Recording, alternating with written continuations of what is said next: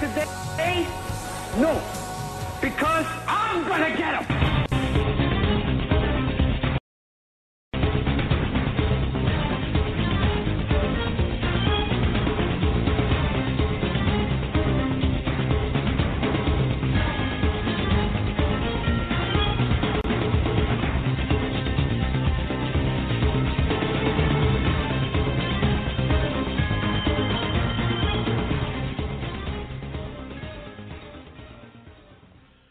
Welcome, ladies and gentlemen, listeners from coast to coast and worldwide, to a very fabulous and focused Friday edition, Friday the 13th edition of the Hagman and the Hagman Report. Today is a live broadcast. It is July 13th, 2012.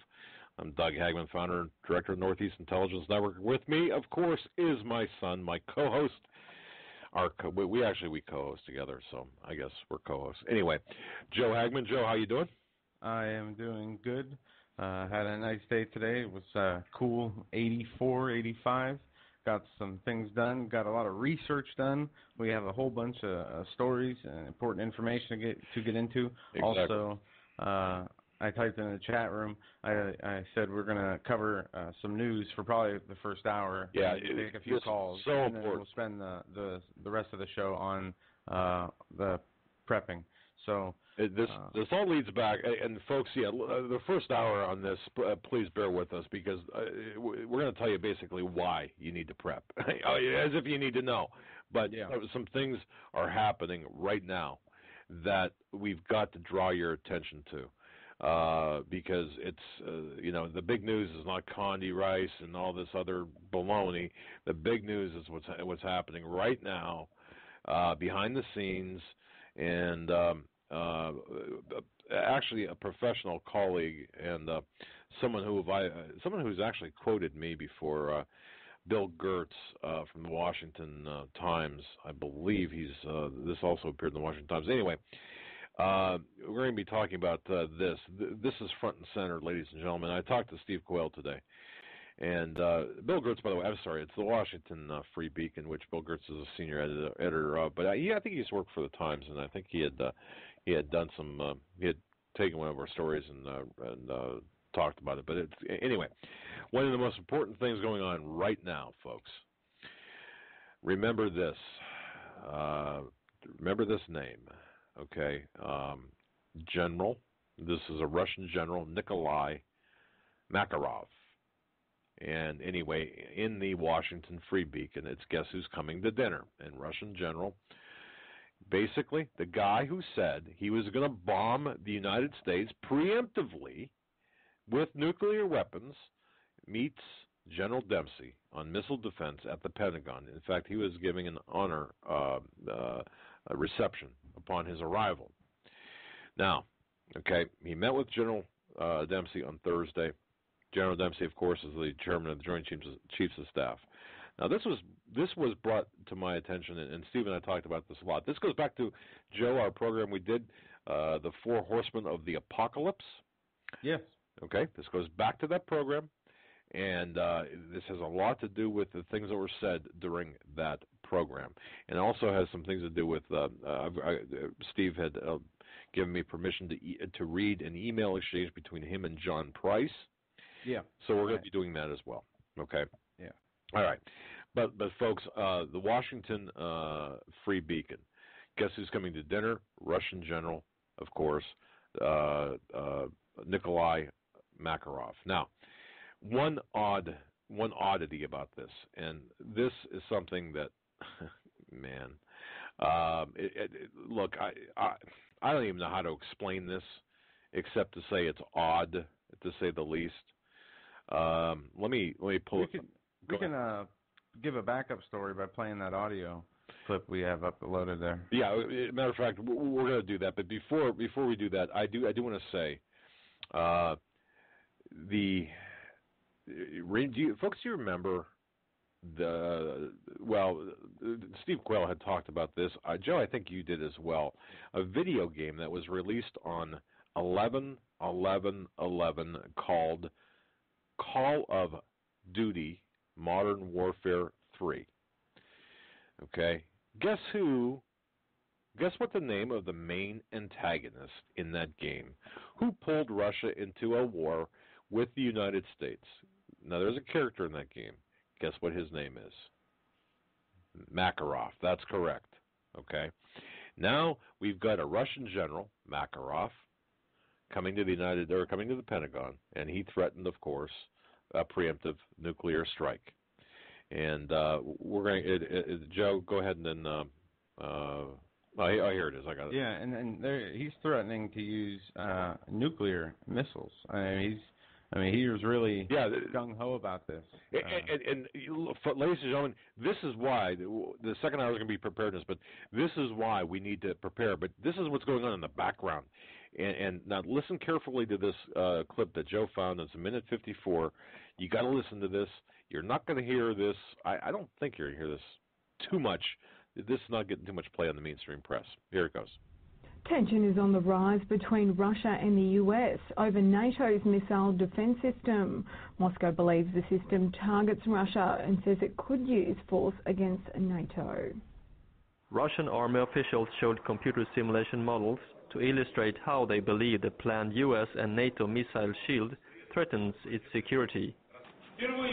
For the first time since the Cold War, on the European continent in close proximity to our borders, the deployment of military potential capable of making negative impact on the effectiveness of Russia's strategic nuclear weapons is being planned. NATO officials are hopeful an agreement with Russia will be reached before the NATO summit, but Russia believes their concerns are not taken seriously. Finding mutually acceptable solution for the missile defense issue has so far proved to be impossible. The situation has effectively reached a dead end. It is planned that on May 20th at the NATO summit in Chicago, it will be announced that the initial operational readiness of missile defense has been achieved. This will mean that the USA and NATO intend to continue with missile defense without taking Russia's concerns into consideration. Washington says the shield, due to be completed in 4 phases by 2020, is meant to counter a potential threat from Iran. But Moscow says the system will undermine Russia's nuclear deterrent, because it could also give the West the ability to shoot down Russian missiles. Russia and NATO agreed in 2010 to seek ways to cooperate on missile defense, but have failed to reach a deal. A dispute over the system has slowed improvements in Russian-US ties and is likely to remain an irritant after Vladimir Putin returns to Kremlin next week for a 6-year presidential term. And folks, that clip started out, in case you didn't hear it, Russia on Thursday said that it may use preemptive force against the NATO missile defense system if it considers the threat of it growing. And also we've got this Russian general coming to the Pentagon saying the same thing, except, well, saying more than that, except, hey, the missiles are going to be pointed not at NATO countries, but specifically at America. And that's where we're at. Nikolai Makarov. And incidentally, Makarov, again, is the primary Russian character in that war game released 11/11/11. Coincidence? You tell me. That's behind the scenes, okay? Now, Joe, do you have over there, do you have the email exchange between Steve? Yes, I do. Okay, because this yes, I do. Now, if you want to read part of this, or this is now John Price wrote something. I don't know. In fact, we probably should after the show tonight. I'll be doing a large website update. And throughout the weekend, I'll be doing just a huge website update with respect to a couple of different things that, folks, is so important. Information is coming fast and furious, and that's a pun. Yes, it's intended. The stuff you need to know about in detail. But I think we're going to incorporate some of this into the update. But, Joe, if you want to I'll tell you what. I'll take up. the first 3 paragraphs, and then you take the last 3. Okay. How's that? I can do that. You can. All right.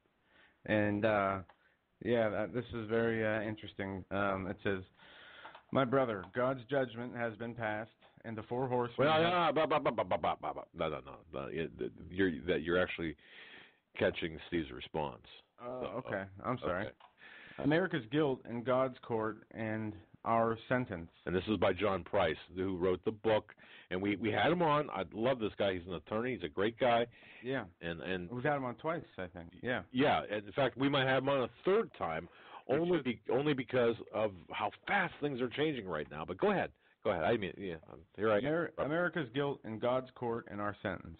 In a lengthy interview on a radio show last night, the host pastor shared with me his firm conviction, which he received as he was driving or delivering a recent sermon, that America has been found guilty in the court of heaven.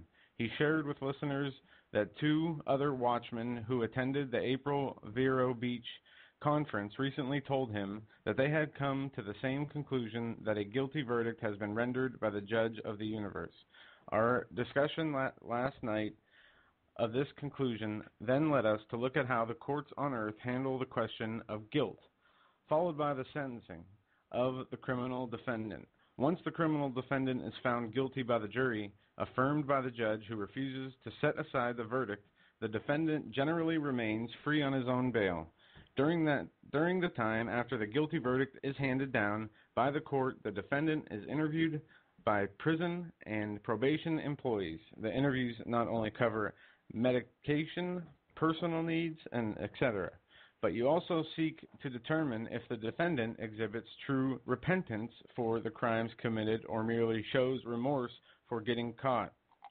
Then, later, sometimes several weeks later, the judge conducts a sentencing hearing and taking into account the various reports and also listens to what the defendant has to say. Within sentencing guidelines, the judge has discretion as to how long the defendant will be incarcerated. If the case is a capital crime, the judge may decide whether the defendant will be executed. How the defendant repents, or if the defendant repents at all, will bear heavily on the final sentence imposed. Any convicted defendant who tries to argue that he is innocent in spite of the guilty verdict can be assured of a heavy sentence. Thus, if the 3 watchmen are correct that God has rendered a final verdict finding America guilty, now, a verdict which would be fully consistent with the evidence, then we are now in the period prior to the sentencing hearing. That's America, by the way. Prior to the sentencing hearing, that's the period we're in. How and if America repents, even at this late date, following earthly concepts of sentencing, will determine the length and severity of our nation's sentence. The period of time between the verdict and the sentencing hearing is generally a few weeks. We should pray that even at this late date, American Christians will humble themselves and pray and seek His face and turn from our wicked ways, trusting God to hear from heaven and heal our land. And this is quoted in 2 Chronicles 7:14. That is, with a lighter, lesser sentence and hopefully not execution. Do we deserve a harsh, even fatal sentence? 70 million dead babies would say yes, had they not been slaughtered before they could speak. But we can still plead for mercy from the source of all justice. The Israelites cried out on one occasion when the Philistines were coming over the sand dunes, repenting of their sins and asking God to spare them, which He did. Soon the sentencing hearing will occur, meaning the sentencing of America. At the sentencing hearing, once the reports are before the judge, meaning God, and the testimony is in the hands of the judge, and once the reports are before the judge, God, and the testimony is in, the judge hands down the sentence. Instantly, the previously free defendant is no longer free, as he is handed over to the U.S. Marshal, now this is in federal court, or the sheriff in state court, who then handcuffs the defendant and takes the defendant immediately to prison to serve his or her sentence or to face execution. The defendant is no longer free. There is no more time to repent once the sentencing hearing is over. How much more time do we have before that divine sentencing hearing? Only God the creator and judge of the universe, knows. May God have mercy on our nation. Signed, John Price. EndofAmericaBook.com. Now, again, John Price is an attorney. He puts this analogous with a defendant, America being the defendant as a nation, citing the fact that we've murdered, slaughtered 70 million unborn children. And for those secular people out there who think that it's their right, well, okay, yeah, you keep thinking that. Anyway, this is not an abortion debate. Okay, now that's John Price. Yeah. Okay. And I tried to post in the chat. It only lets you post like so many characters, and I would have had to copy and paste at least 50 times to post it all. So I'm going to post it on Facebook as a note. I'm not sure. I got to get John's authorization for written, but we can write about it. Oh, okay. But anyway, so Steve, I got a call from Steve today, and we were talking, and he said, look, one of the most important things, he said, remember the show we did on the Four Horsemen? He said, one of the most important things we're talking about, in fact, Joe, you brought this up, and I posed this question to him again off the air about Russia, China, and the United States. I said, is this theater and what have you, and could this be like setting up for the Antichrist to come in? Because I said, you're the expert on this. Okay, now I felt like a school kid. I mean, Steve was very, very nice and very patient with me, and he said, "Oh, we didn't go here again." Anyway, but here's Steve's response to John Price, folks. Steve, okay, now again, this is with the authorization of Steve. Here's Steve's response to John Price. My brother, God's judgment has been passed, and the four horsemen have been loosed to carry out the execution. The only clemency is through the blood of Jesus and on an individual basis, meaning, he told me, hey, as a nation, the judgment's been already passed. The four horsemen have been unhooked from unbridled, and they're on their way. You can hear the hoofbeats, and the bottom line is, you want to repent, you're going to have to do so on an individual basis.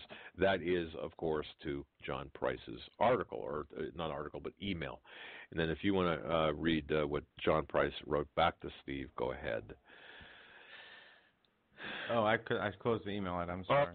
All right. Well, anyway, he said, Steve, well stated. I spoke with a Montana resident yesterday who called after reading my book, The End of America. His name is Daniel. You know what? This actually goes into something that we don't. Never mind. This is a personal email. Anyway, he said, well stated, and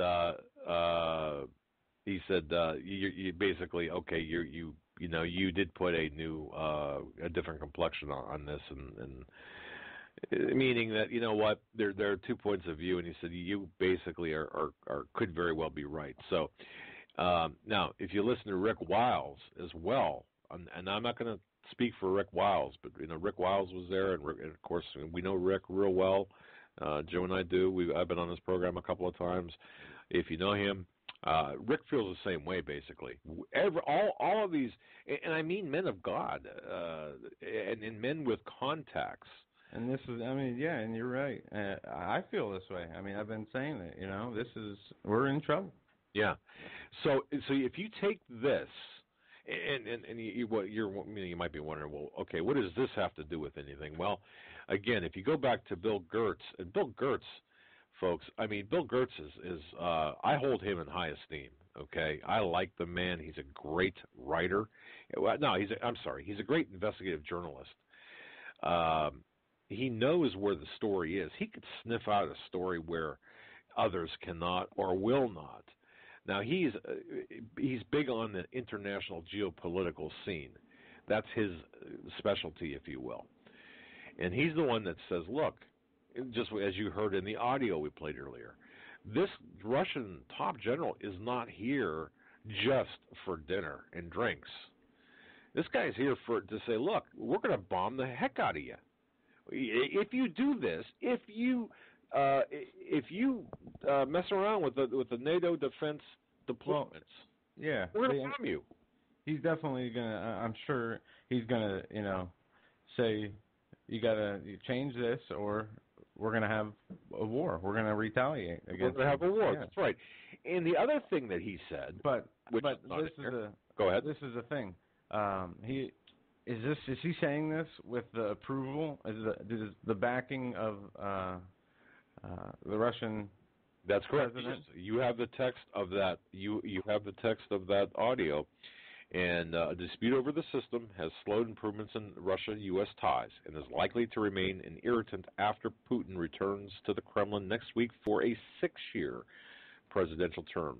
Let me tell you. Right. So they have the backing. So he's not saying this with empty threats. These are not. This is not blown smoke. No.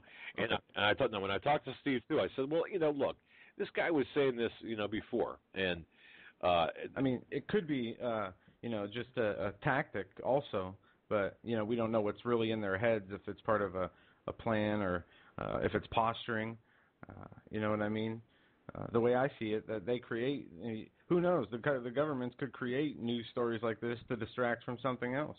But, I mean, with all this being going on, I'm just saying, we don't know what's in their heads and the reason behind saying that. Right, and I asked Steve as well because now he's got his military contacts are far superior to our military contacts. We don't have the types of military, and emphasis on the word military. Okay, we've got the intelligence contacts, but when it comes to military, he's got the military contacts, and what his military contacts are telling him is, look, this is no sideshow. This is the show, and Russia is not going to put up with any of our junk, basically. And here's the problem too. See, they look at the Obama/Clinton administration. When I say Clinton, meaning Secretary of State, Obama being the president. Putin despises Obama. That's coming from top leaders of this country. He despises Obama. Now, he knows why? Not because he's black, not because he's a Democrat, not because he's a progressive, but because he's weak. Putin hates him because he's weak. Now, figure that out, okay? In kind of a way. You'd think that your opponent... Maybe he doesn't... I don't think he hates him because he's weak. I think he just knows, he smells the weakness. Like I said before, that Putin is a leader... and Obama is a puppet and being pampered all his life. That's true. Yeah. And, he, like sharks smell blood. And he knows he has Obama's number. Well, and Obama can't do anything about it. Well, if they were playing poker together, Obama would never win. Yeah, I'd like to see Obama play poker with anybody. But one thing, and when we were talking with Steve, and when we were talking in the dialogue here, one sentence jumped out at me, and I can't get this out of my head because, believe me, I'm nothing special, but in terms of analysis, I think I'm pretty good. Makarov is expected to assert in additional, by the way, this is referencing additional meetings, that the Russian government will not deal with the U.S. on missile defenses until after the U.S. presidential elections in November. Okay, so now you tie that with what Obama said to what's his face, the Russian guy over there. Anyway, when he got caught on the hot mic, okay. Then we look at this and say, what's the plan? What's going on? Well, okay, it looks like now, okay, let me throw this in. And Joe, you and I haven't had a chance to talk much today, but let me throw this in here. The plan is according to one of my top sources. I spoke with. I had some time with one of my sources today. The same source, the DHS Insider. And according to the information I got, and let me get this. I got my notes right here. Let me just make sure I got this correct. Okay, my source is telling me again that Now there is a high level of concern because there is open talk among. Did we just lose the program? Or are we okay? Joe? Yeah, I'm here. We're okay. Okay. All right. I hit the mute button, so I might have, All right. on my end, you might hear a click.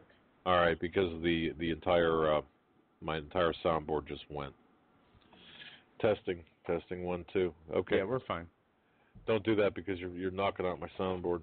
I don't know how that's possible. I'm muting my microphone on Skype, but that's okay. I won't do it. So all right. Anyway, according to my DHS source, he said, look, now there's open talk among the rank and file members within DHS that Obama, for whatever reason, or that Obama is not going to be leaving. He's not going to go anywhere, and if he has to cheat with the elections, and he very well could, and he stressed that. My source stressed that. Watch for that.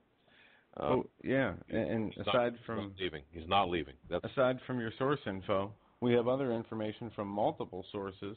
4 or 5 people, separate people, who have said. We don't know exactly if they're telling the truth or not, but that have said that there's going to be some kind of event or something's going to happen that before the September-October time period that's going to shock the world, that's going to, disrupt everything, that's going to change the way things are forever. Those are just people's, it could be, it's just speculation, but people are talking about it. Okay, now, but what I've been trying to do, and we've been trying to do as a radio show, is trying to talk with people like Rick Wiles, who he's got contacts, he has guests on all the time, and then go with his guests, talk off air with some of his guests who are connected, and to see what they're saying. And everyone is saying just the same thing. Number one, that between now and the election, there could very well be some sort of incident that'll take place that'll keep Obama in. And if that does not happen for whatever reason, then expect the extreme fraud to keep him in. Now, there was one source here, again, who now this is going back to my same DHS source, citing another one of his sources, saying that if for any reason Obama does lose the election and acquiesces and says, okay, I'm out of here. This is America. Americans have spoken. Watch that time period again between the election day and the inauguration day.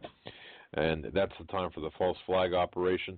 If not before, then certainly during that time span. So that's the information that we have on this issue. And the Syrian issue, Joe, you've got...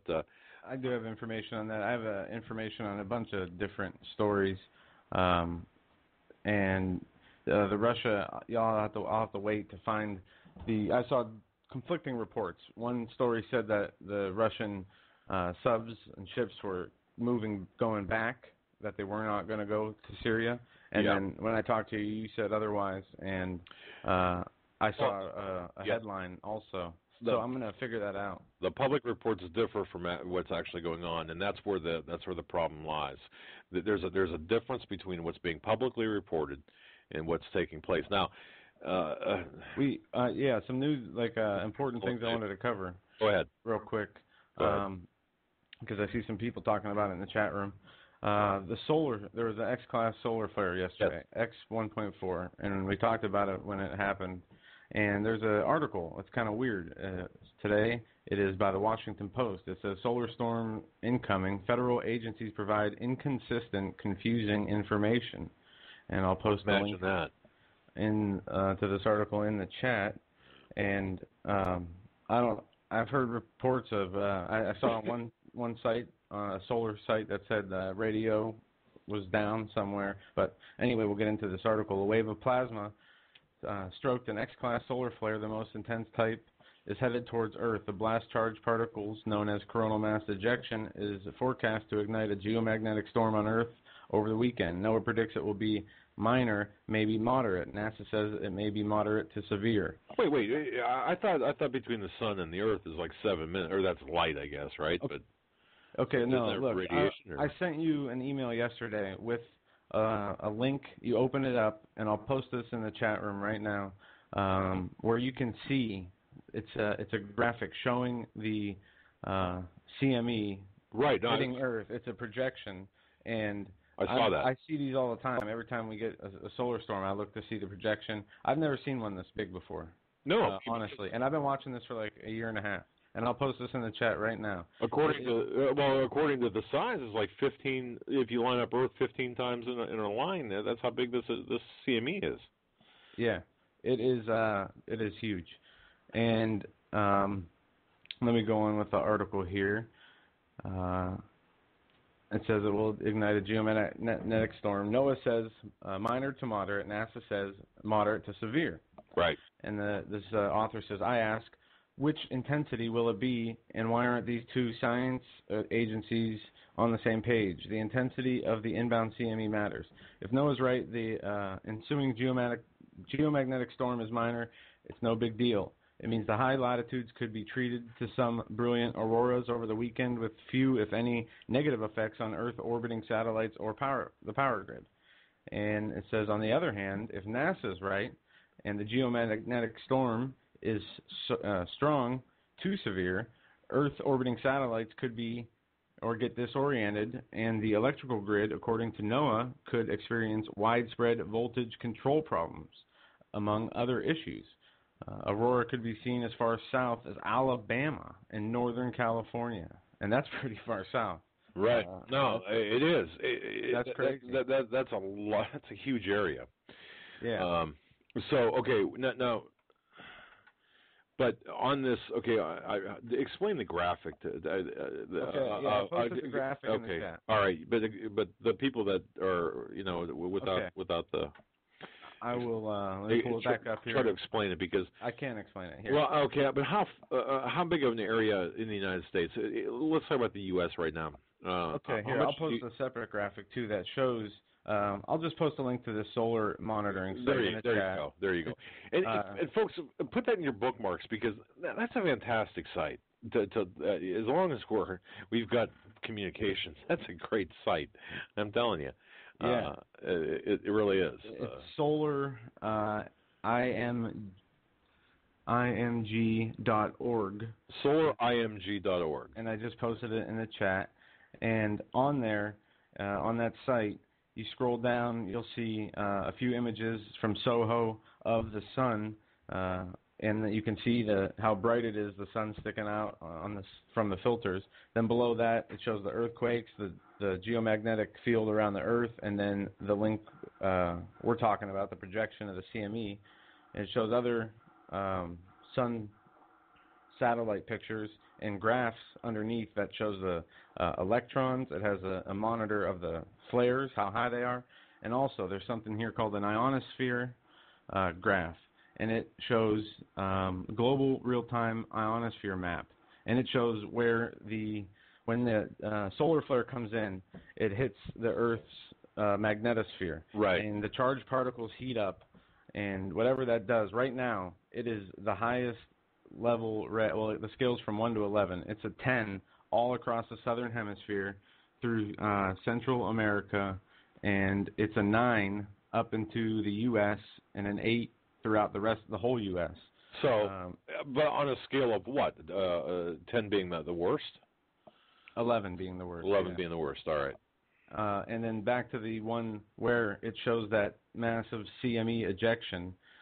It shows on the top left, it shows the date and the time, and it has the little dots that are in the graphic.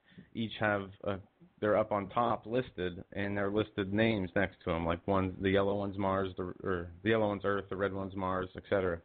And this is showing the sun's projected CME, and it's hitting Earth in the first image. The second image to the right of it is just Earth.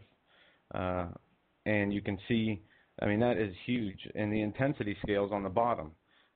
It goes from 0 to 60. Okay. So the lighter it goes like blue, green, yellow, red, white, then it goes gray and black. And this CME is humongous, so I don't know what the effects could be.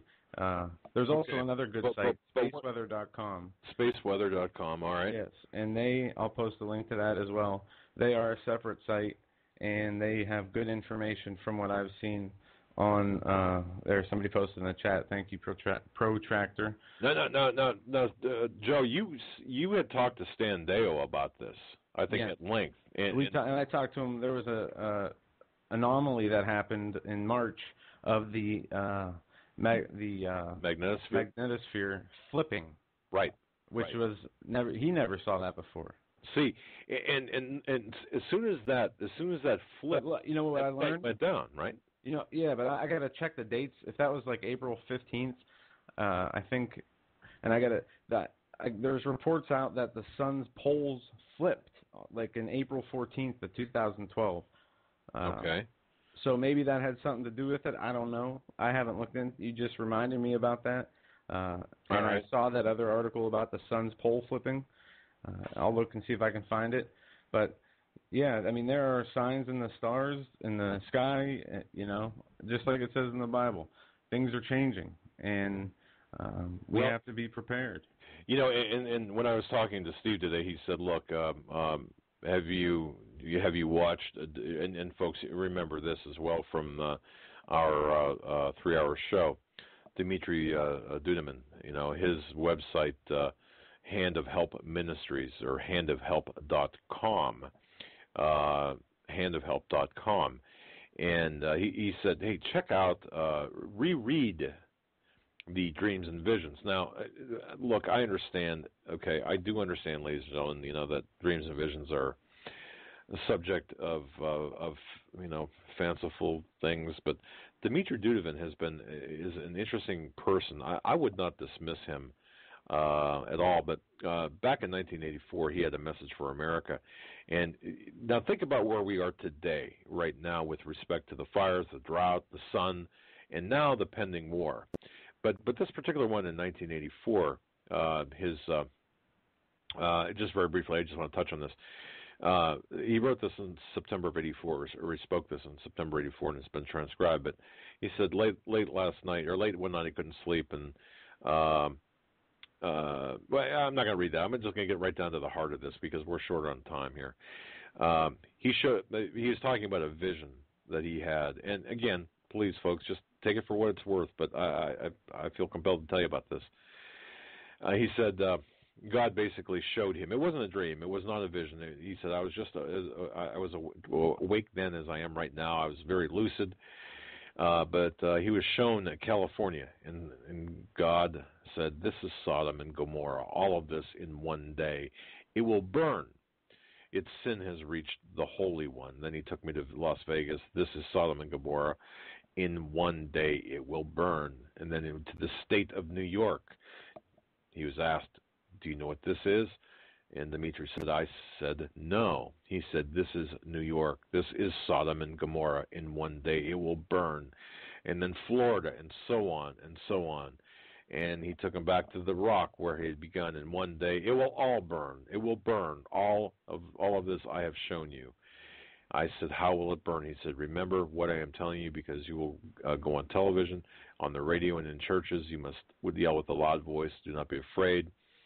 And here's a guy, again, that was a Romanian refugee coming to America, had no clue about folks, read his bio. He said, how will America burn? America is the most powerful country in this world. Why did you, God, bring us here, meaning him and his family, to burn? Why didn't you at least let us die where all the Dudumans have died? Now, according to Dmitry, you've got to understand, this is God talking to him. He said, the Russian spies have discovered where the nuclear warehouses are in America. When the Americans will think that it's peace and safety, from the middle of the country, some of the people will start fighting against the government. The government will be busy with internal problems. Then from the ocean, from Cuba, from Nicaragua, from Mexico. and he told me other countries, but I don't remember what they were. They will bomb the nuclear warehouses. They will explode, and America will burn. Now think about that with Russian troops in this country as well. And listen, that makes perfect sense with the way I'm seeing things. Like I said, we will be fighting against each other. We will not be fighting against the government for the most part, I don't think. All they have to do is let society collapse, let the economy and society and everything collapse, step back, and the people will destroy each other. And then come in a few weeks later and, take care of the rest. And in case we do make a good resistance, there will be those forces, international forces, that are part of this global agenda to take care and consolidate the country. If it means killing all the, we'll call them rebels, the American freedom fighters. And I agree with that, because I think the preponderance of evidence, now we're going back to hard analysis here, I think it shows that. Now, if you want biblical proof, and Dudeman is big on that, thankfully. Okay, he said, look, tell everyone to read from Jeremiah 51, verses 8 to 15, Revelation chapter 18, and Zechariah chapter 14. So, okay, if you want a verification of what I just said with respect to the vision, and of course, Joe, what we're hearing, the analysis, go to Jeremiah 51, 8 to 15, Revelation chapter 18, and Zechariah chapter 14. So I thought, now he's got many, many, many more entries from 1984 to the present on handofhelp.com, but I thought it was important to read that one. So, so you ask yourself, why are the Russians here? Why is Russian Spetsnaz here? Why are the masters of assassination, Spetsnaz, here? To assassinate, perhaps, top military and diplomatic officials, maybe. Hey, am I? You know what? I mean, we don't know. I mean, they're not here to, help the people out for sure. Okay. Yeah.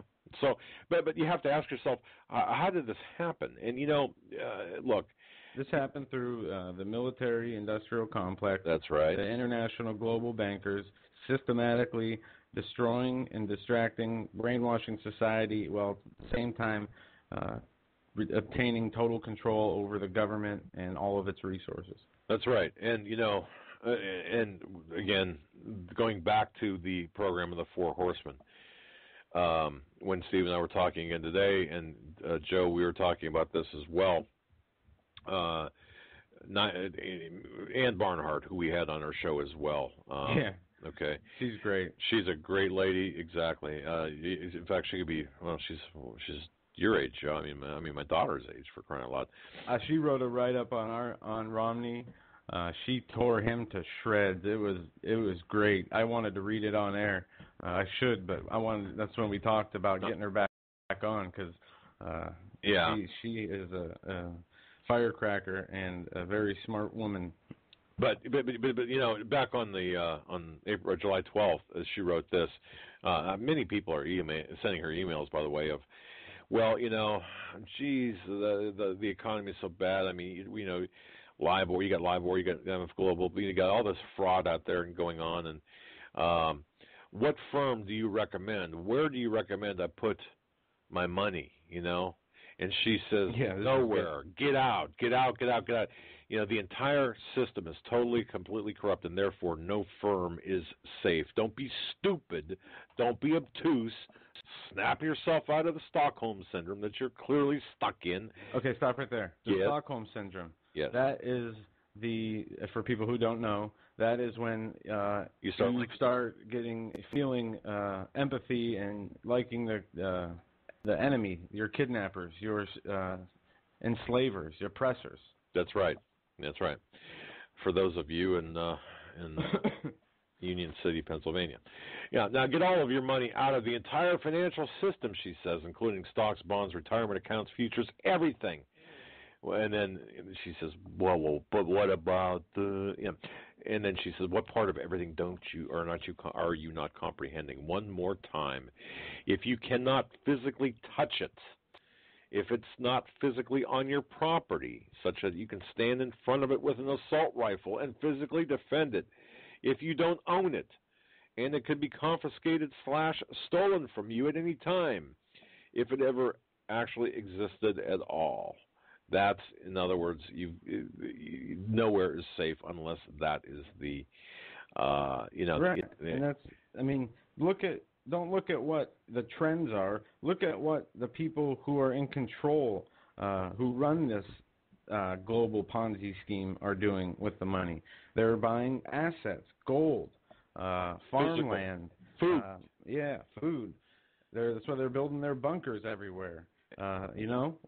So we got to understand, these people know what they're doing. They have created a fiat currency while stealing the real wealth, gold and silver, which has been used as money for the last 6,000 years, I'd say, 5,000 years, whatever, and they gave us worthless paper for it, and we, like suckers, allowed it to happen. Not us, the generations and generations before us, obviously, but the Founding Fathers warned of the central bankers being the biggest threat to the sovereignty of this country. The ability to control the amount of money in circulation, the interest rates, to charge a country.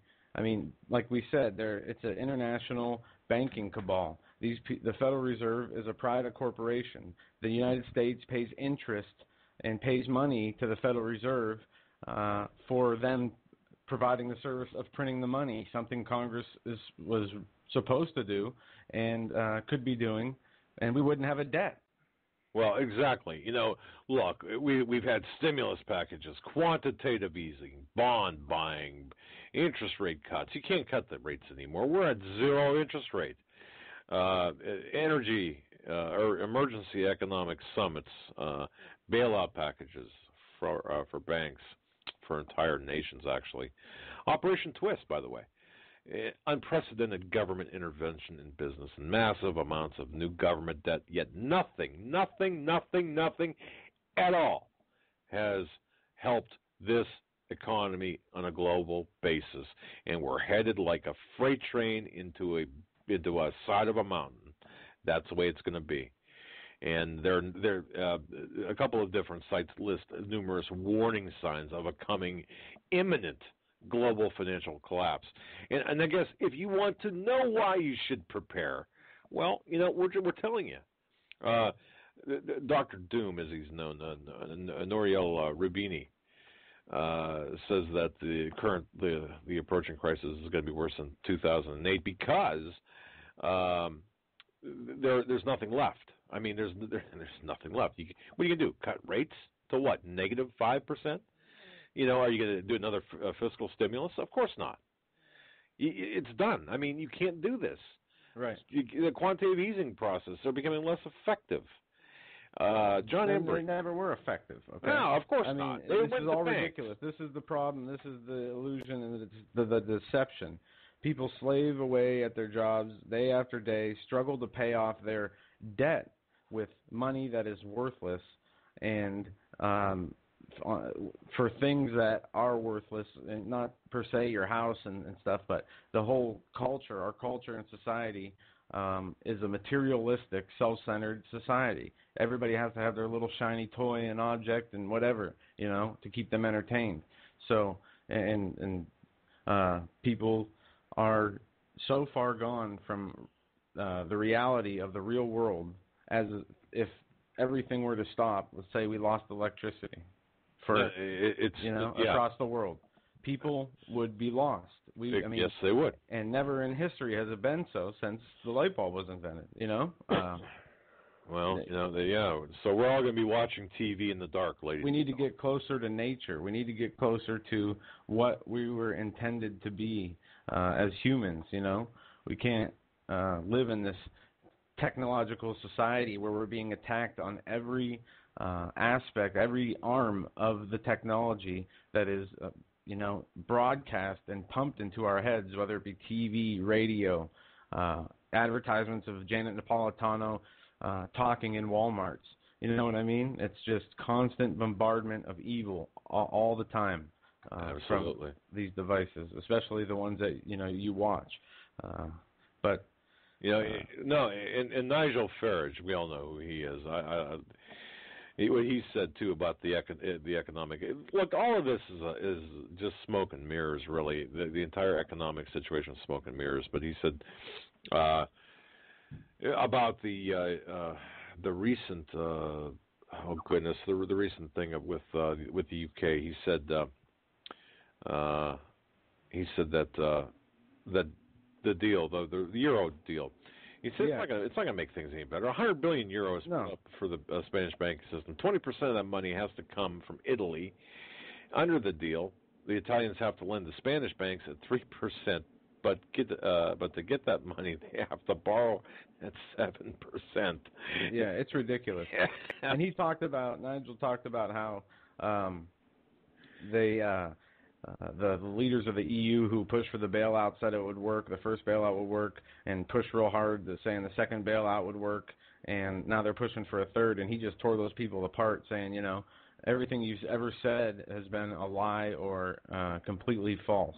And, and these people, they know what they're doing. This is a systematic destruction of the world economies across, it's a global attack. Yeah, it's absolutely just incredible. All right. I got two real important pieces of news. Then we are going to let's take some calls. Take a call. I'll just hit these real quick. Okay, remember the woman who was accused or arrested for assault for patting down a TSA officer? Yes, I do. She was convicted of battery. 59-year-old Carol Jean Price has been found guilty of battery for conducting what thousands of Americans are subject to every day, a TSA-style pat-down. Okay, that's one story. No, wait a second. I know. But think about that, folks.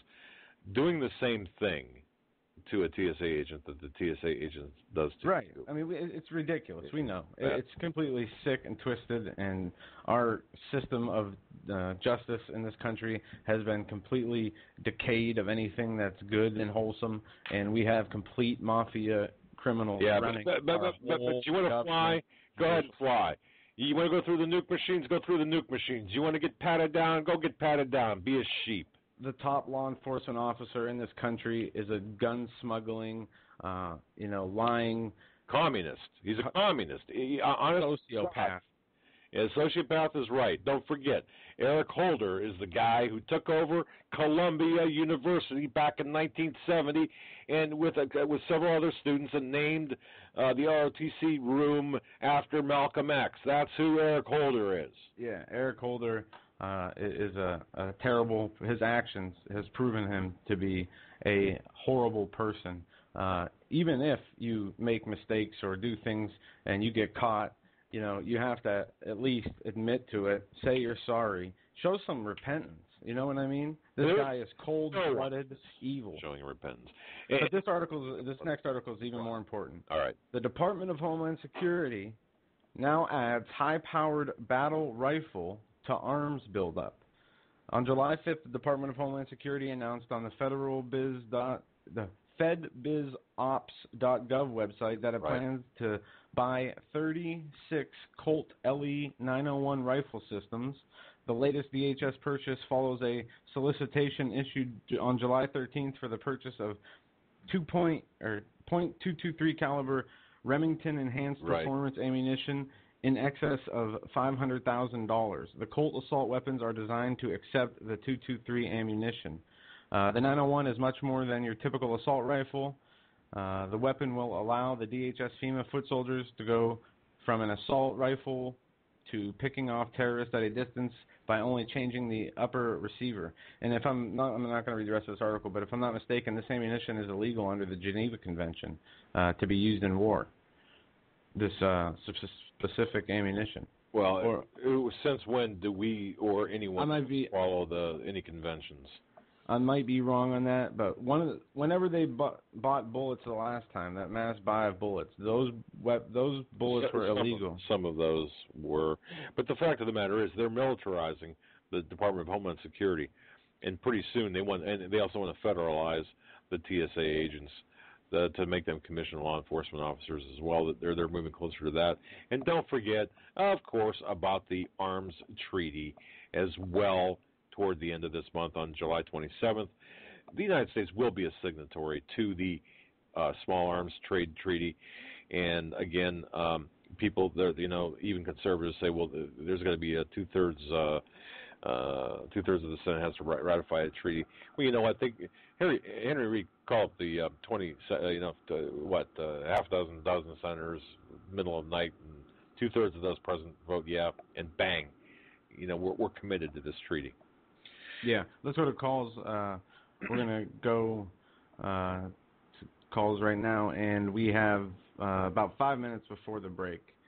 So I'm going to go to Vernon. Vernon, you're on with the Hagman and Hagman Report. Are you there? Go ahead, Vernon. You're on, man. All right. Let me put you back on hold. I don't know. He said he was calling from Skype, and it shows up as unknown. Let me try this one here. Vernon, is this you? That's me. How you gentlemen doing? Good. We were fumbling around in the dark looking for you, but we found you, my friend. What's on your mind? I truly appreciate it. First, Joe, I want to make a statement on those bullets. Illegal for who? Because think about the Teflon bullets. They're illegal for me to have, but the military and the police departments do have them. That's number one. It's time to lock and load. Yeah, it is. Basically, that's what I'm saying. I have a question because, and Doug, you primarily would know this more so. Joe, you would know from your research level. But Doug, you lived it, and maybe, or your father before you.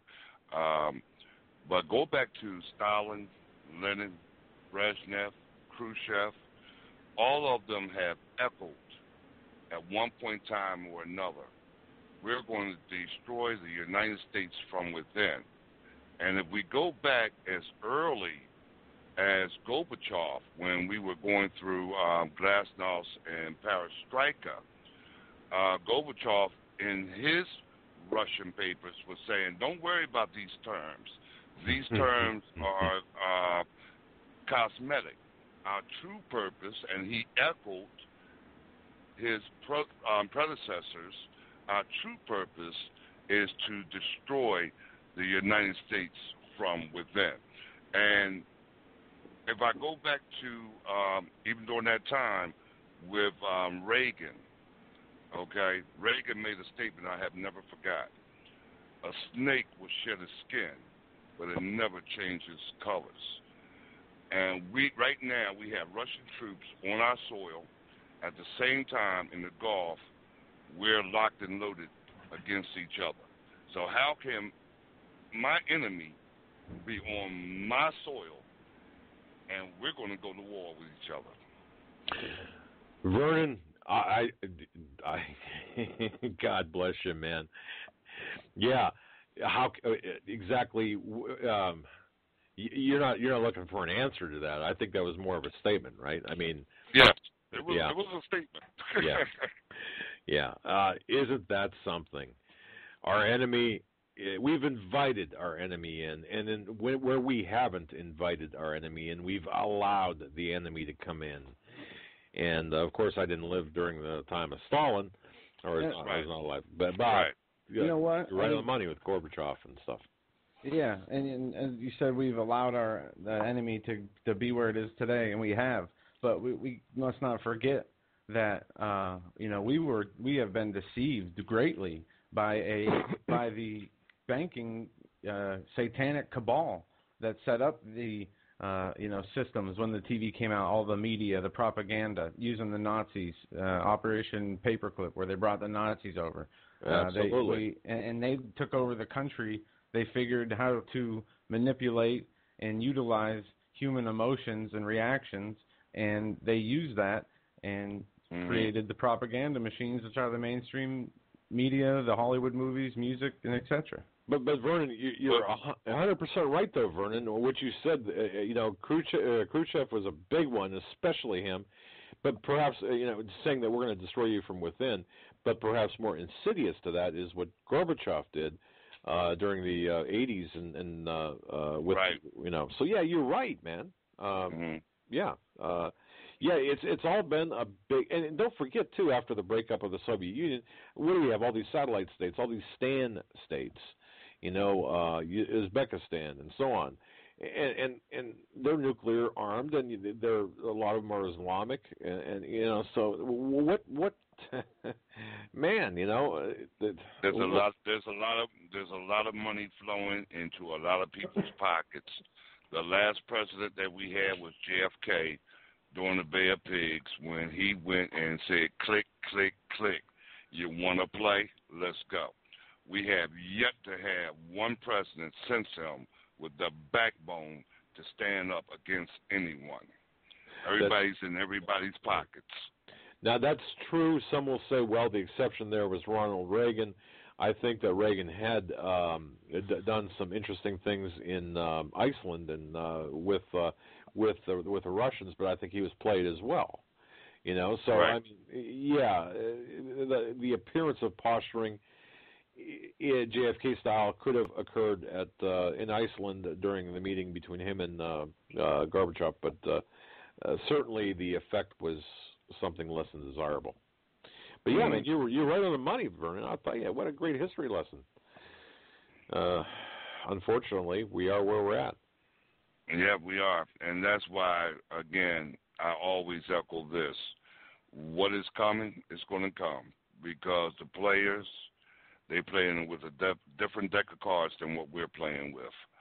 Okay, what I'm playing with is the fact, the sole fact that the Lord Jesus Christ is about to return. And all these things, Christ said, when you see these things begin to happen, then look up, for your redemption draweth nigh. We're not talking about these things for the believers. We're talking about these things for those that are going to be left behind. And this is what you're going to be faced with if you don't accept Jesus Christ today. Exactly. Amen, Vernon. And Vernon, Jesus said there will be signs in the heavens and the sun, and there are signs in the heavens. Okay, look at the sun. We're seeing unprecedented signs in the sun. Now we can see these today because of our technology. Yeah. But so I mean, who's to say that that's not what was intended? We talked about the CMEs. Right. Signs in the sun. So I mean, so for the CMEs, you have the asteroids. You hear Pastor Paul talk about the beasts of the field are dying. All these signs Christ had told the disciples, because the disciples had asked, what are the signs of thy coming? And Christ gave them a long list of signs to look for. Yeah. Okay? In other words, he was saying is, when you see these things begin to happen, then you'll know that I am God. And right on. That's what the point was all about. Okay? Absolutely. There's no question. Okay? There's no question. These things are about to take place. Some have already taken place. The Lord is on his way. I know you got to go to break. I'll talk to you, Shelman, later. God bless. Thanks, Vernon. And folks, you're listening to the Hagman and Hagman Report on this frantic Friday edition, July 12th, 2012. We're going to be right back in about 3.5 minutes after these messages. Stay with us. Hi, folks. Doug Hagman here. You might know me as the co-host from the Hagman and Hagman Report, or as a frequent guest on Coast to Coast AM with George Norrie. If you're like me, you're tired and confused over today's headlines. You just don't know where to turn for accurate, concise information about really what's going on, what's truly going on in today's society. If you don't know where to turn for accurate, well-researched, and properly vetted news, I've got a suggestion. In fact, it's a requirement. Bookmark Canada Free Press. That's CanadaFreePress.com on the Internet. It's just not for Canada. It's for news across the world. Judy McLeod, founding editor, has put together a vast array of talented writers like Kelly O'Connell, Daniel Greenfield, Dr. Eilena Johnson-Powell, a lot of guest columnists, very talented writers. Folks, that's Canada Free Press at CanadaFreePress.com. Now mobile friendly. Follow on Facebook, because without America, there is no free world. Survival of the fittest. In any and all situations, survival is your number one priority. That requires being tough and thinking smart. And the folks at Freeze Dry Guy are going to help you do just that. They have the long-range patrol ration entrees, what they call the brick pack. When you're in survival mode, it is absolutely the best item for your survival pack or bug-out bag. You can go farther, faster, and carry more food with the LRP cold weather ration entrees. Not only do these long-lasting, durable entrees help sustain you or your family through the harshest environment or situation, they are by far the most delicious of their kind. No contest. With a variety of tasty entrees, you can't beat the LRP brick packs. Let Freeze Dry Guy help you in your survival situations. Go to freezedryguy.com. That's freezedryguy.com or call 866-404-3663. That's 866-404-FOOD. You better wake up fast and listen to this, America. The Obama campaign has launched attack squads disguised as truth teams dedicated to intimidating and silencing all political dissent carried over the internet that criticizes the Marxist Obama. Truth squads specifically focused on covering up Obama's endless trail of lies, corruption, and subversion, and using the Gestapo power of our own government to police and censor the internet and shut down websites that dare to carry the real truth about Obama's Marxist coup. Remember the names of these Gestapo-style agencies at work right there in your neighborhood: KeepingHisWord.com, KeepingGOPHonest.com, and AttackWatch.com. KGB, SS, and Gestapo-style police-state gangster organizations at work to silence the important voices of patriot dissent, some of which have already been shut down by Obama's orders. Adolf Hitler would have been proud. We're the 21st century Tea Party patriots.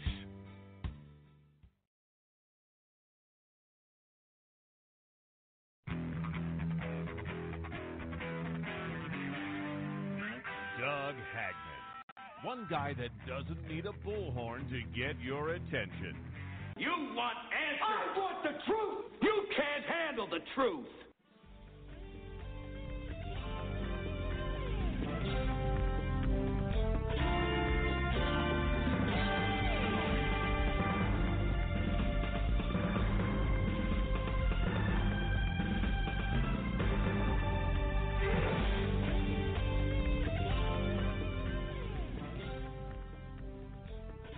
And welcome back, ladies and gentlemen, to hour number 2 of this Friday, July 13th, 2012 edition of the Hagman and Hagman Report. My name is Joe Hagman, my co-host Doug Hagman, and we are hitting our second hour, getting into some news, some more news, taking calls. Went quick, boy. Yes, it did.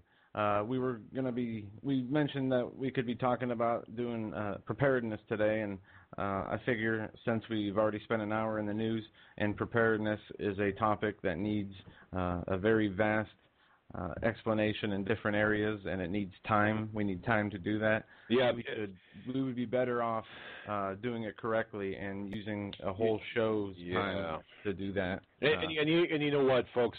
I really don't want to short sheet the bed on the prep issue, because what we'll do is the freeze dry guy. You heard the ad, and about prep. I just want to say this: you heard the ad for the freeze dry guy. When we're kind of doing some renovation with our website and getting some things together, which is why it hasn't been updated. But click on the freeze dry guy banner that's on our website to go and check out his food, the food that they have. Okay, I've got it. Look, I'm very picky. I'm a very picky guy. Okay.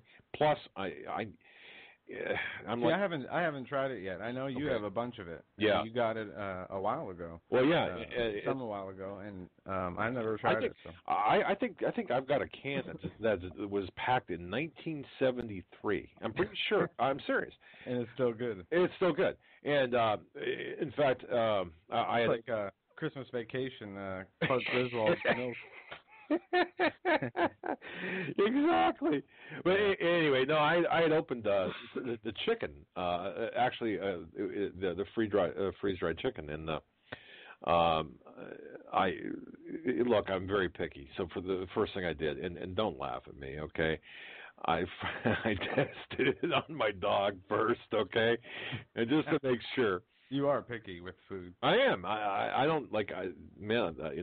Don't make me eat certain things. But anyway, pizza is fine. I can eat pizza like all day. Anyway, And I figured, okay, if my dog was okay after half a day, I'd be fine. But man, it was great. It was great stuff. So anyway, freeze dry guy. It's an alternative. It's something that I use. I'm picky, and the other thing too is about prices. Okay, I'm very Let me tell you something. I will. You know what? We don't have a lot of money. Who has money these days? Okay. No. And to be honest with you, the freeze dry guy. All of the prep food. Okay, let me just lay it out here. All the prep food I've got with respect to the freeze dried food, I got in exchange in barter. Okay, I didn't buy it, but I will say this: I'm very picky with regard to prices, and so their prices are for what you get are really good. Now that's prep. I'm not. I mean, you know. You might say, well, hey, they're your sponsor. Well, look, they wouldn't be my sponsor if I didn't eat the food that they're selling, because that's just it. But anyway. And I'm going to get some, and I'll report back. Well, I'll give you some. No, yeah, I mean, I'll give you a can of. I'll give you the one from 1960. I like 82 better. I've heard that's the best year. Best year. I'm just kidding. And I want to say, wait, one more thing, before, and I'm going to turn it back over to you. Is during the break, you heard a 1 minute clip. Obama's Truth Team. The performing artist is Ralph Harrison. ASPL Incorporated is the performing artist is Ralph Harrison, and thank you, Ralph Harrison, for that. Obama's Truth Teams. We know them up close and personal. Thank you very much, and they are still on our backs. Yeah, they're still on our backs, folks. Obama Truth Teams. And when I get ready to flip the switch, the light on exactly who, you're going to be surprised. And I will. GoDaddy responded in an article, right? In an article? No, I knew that they had actual. Yeah, they responded saying it had nothing to do with politics. They cited some of their terms.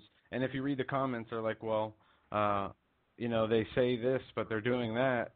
This is obviously something's wrong with that. But I'm going to go back to something you said about, being stretched financially. I don't make that much money. My wife, she has to work.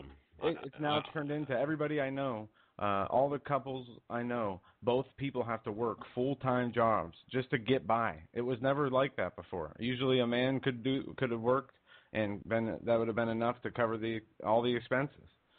Oh, and your money doesn't go as far. I mean, when you're and see again, and this is a pet peeve of mine too. If you're a politician, and I've got you in a room, and I'm allowed to ask you a question, I want to ask you: do you know how much a loaf of bread costs? How much a gallon of milk costs? Do you know how much a pound of hamburger is?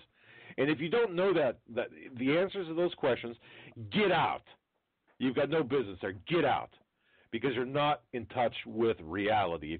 If you don't put your own gas in your own vehicle, or if you don't have budget concerns like me, okay. Now I'm not saying that people have to be losers to be, okay. No, we understand. But look. So anyway, that's just me. So why don't we go back to the phone since we're doing this since our schedule's kind of screwed up now. Let's go ahead and take some calls, Joe. All right. I'm going to try and take new callers. So here we go. Area code 440. You're online with the Hagman and Hagman Report. Hi, guys. Hey. Paul R. out in Olmsted Falls. How you doing? Good. How's Olmsted Falls, by the way? It's still hot, here. Right? In spite of itself, I guess, but, I missed your name. Wait, you said Paul, right? Yeah. Yeah. Okay. Yeah, I know. Yeah, me. I know. Aside from business as usual, I'm working on my site, too. And what's your site? Pretty much, if you Paul, what's your yeah. my friend? I'm going to give you a chance to plug your site. What's your site's name? FrontStreetSaloon.com. Now, wait a second. Front Street Saloon? Yeah. What's it about? Come on. Well, it started out to be, I've been hosting it since 2008, and basically it started out to be just a personal site, where kind of a saloon-type atmosphere. Right. And, it kind of mimics my my activities through life, I guess, All right. But all right. At any rate, it started out to be that, until I got involved around 2009, about a year later, in picking up on what was going on, The whole thing started because I noticed a real slowdown in media coverage as far as 2009, and that being, let's say, post-election year, plus the fact that we had the first black president in history. And it just seemed like a lot of news you would normally hear was not coming out, and I got curious about this. And I ran across Glenn Beck, and that's where it all started. So I kind of owe him, for giving me a jump start here. Well, you're a truth seeker like all of us then. Yes. Actually, I've been doing research, just personal stuff for my own satisfaction, basically since about 1994, and that was a year before the Internet as we know it today came online. I used to use the old military netcom, which was declassified, and I found I could get to, those are the days when you used Telnet, and I could get into the Library of Congress, and it was property seizures in 94, were around the mid-90s, started to hit the scene. And I decided I wanted to look into this, so I ran across the RICO Act and a few other things, and it answered all the questions I needed, So I've used it basically through the years on a as-need-to-know basis, but I've been online actually doing this stuff since that time. But in 2009, I really picked up on it. Then I found out about Agenda 21 and started hunting around for that, Now, basically what I do is I gather information from other sources around the web, and I consolidate that into one spot. Now, I'm not trying to take credit for anything that's on there as my own work, but putting it all together in one place. There's a lot of video on there and a lot of documentation from freedomadvocates.com, from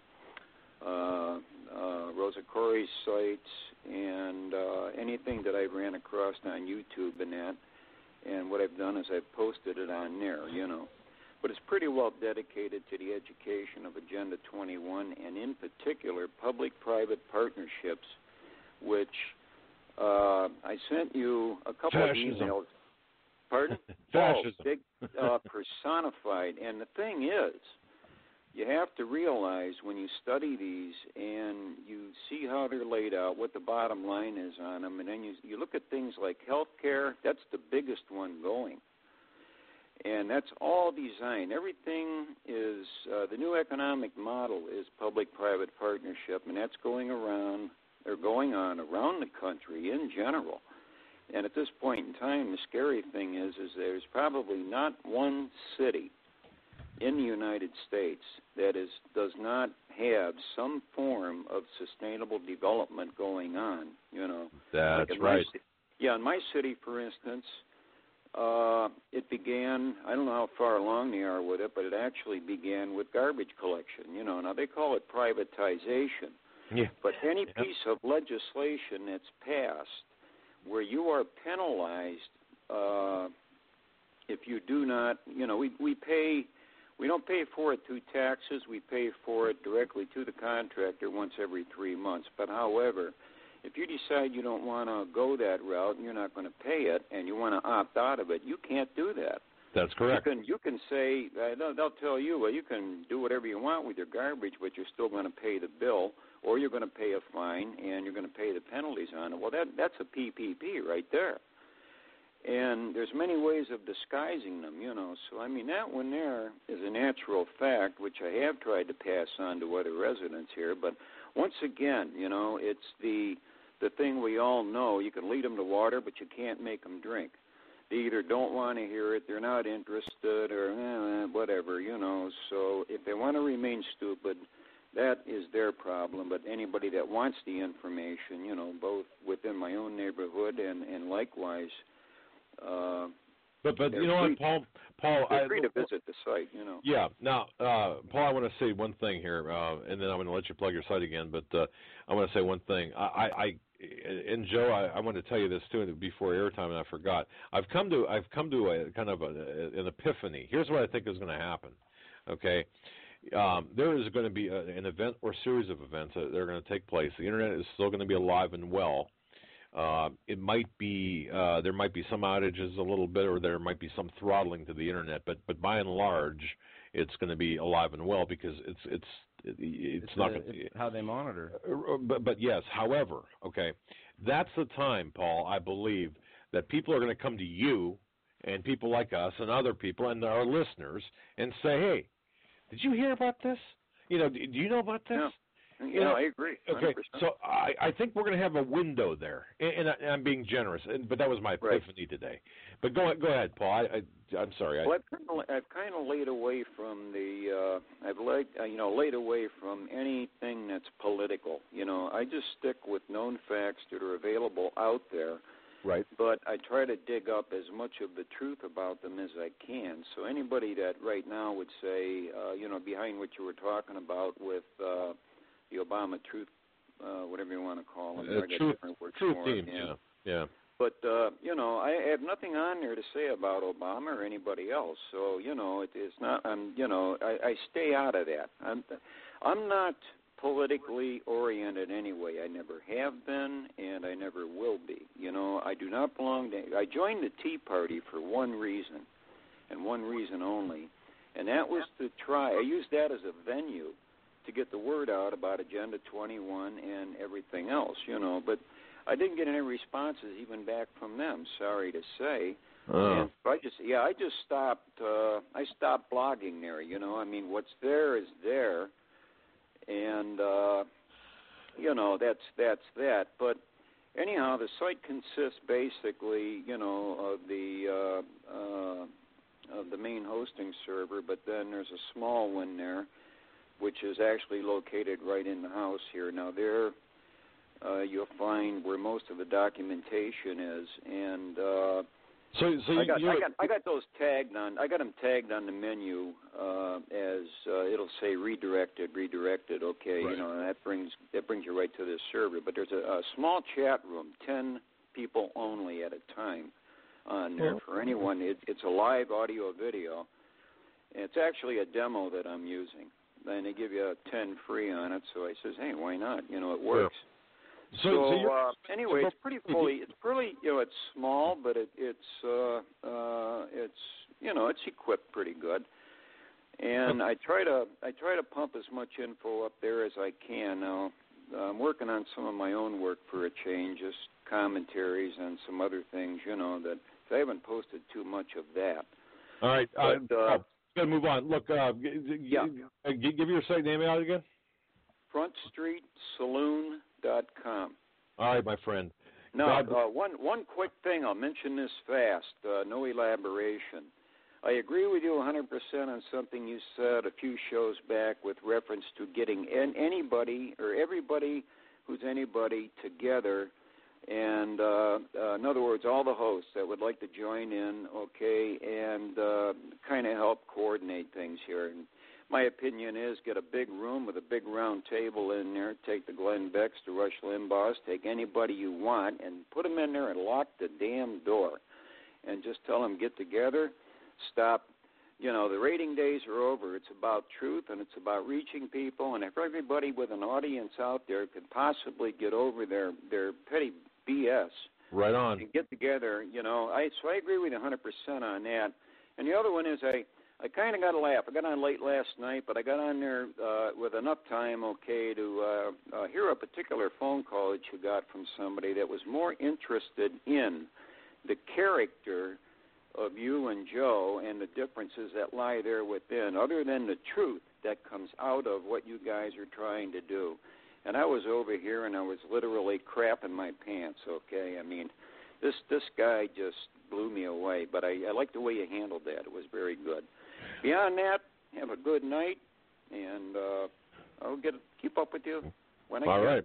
God bless Bye-bye. you, my friend. Thank you very much. And we need to, what we need to do, folks, is we for example, under the banner of Team K9, we're about to launch this.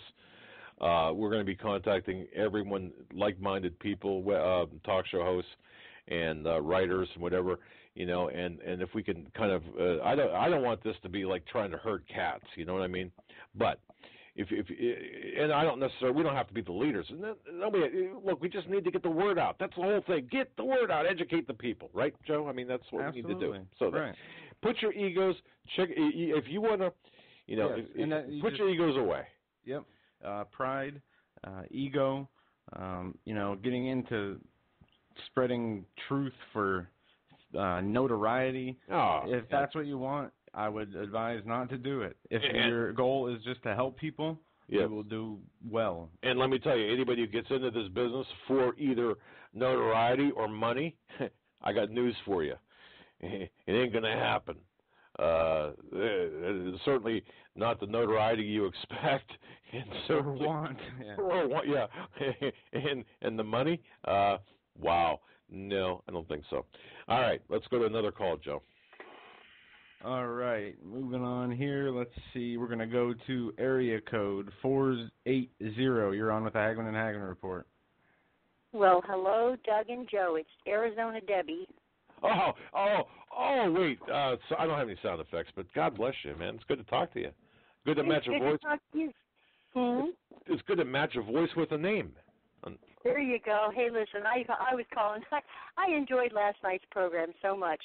Between the fellow who called and chewed you out, and then the gal who called in about the molecular lasers, and she kept giggling and laughing about. I just couldn't believe the whole thing's going on, and the Gizmodo that they've come up with, and I just thought it was a great program. I don't think you need to change anything, Doug. I think the dichotomy between you two is just great. I think that I've sensed from you for months. I think I first heard you on the Lori Ross show. I ran across you, and I followed you from there, and you have always had an undertone of, doggone it, people, this is urgent. And I've always gotten that from you. You don't have to say it. I can hear it. I mean, I've seen how you've wrestled with trying to get the message out to people of how serious it is. And I don't think you have to say it every minute of the day. I think people who follow you know it. That's all. And wow. That's what I wanted to say. That's how I feel about it. Thank you. Thank you very much. And I got to tell you, I loved our callers last night. I love our listeners and callers. I have utmost respect for anyone who wants to call in and say what Scott said last night, or what I'm sure. The young lady who called in as well, and so. But yeah, and thank you. Yeah, and let me share a secret with you, Debbie. The reason like Joe and I aren't together tonight, in the same studio, is because I have a tendency to reach over and smack him, because he's my son and I can do that. But that is not the truth. That's me interesting, because you do come across as, that's my dad, that's my son, but I know better because I grew up in a large family. I know how it works, you know what I mean? But I've enjoyed you guys, and I can't tell you, I got that note from you the other night, and you're like, you have no idea what goes on behind this desk. Oh, yes, I do. You're really giving it everything you've got, and I know you guys do. I know you do. You've got to make a living on top of it, That's right. That's right. Well, thank you for understanding that. And I should. It goes without saying. Like you said, it's not a big paycheck, is it? No, but we want to thank people. We do want to thank people for contributing to monetarily contributing to our show. Thank you. Thank you. And if you can't do that, that's okay. Spread the word. But we need. What we're trying to do is. I mean, we're burning the candle on both ends, and you know that. No, you are. We've been, it's been 4 years of insanity. I can't tell you.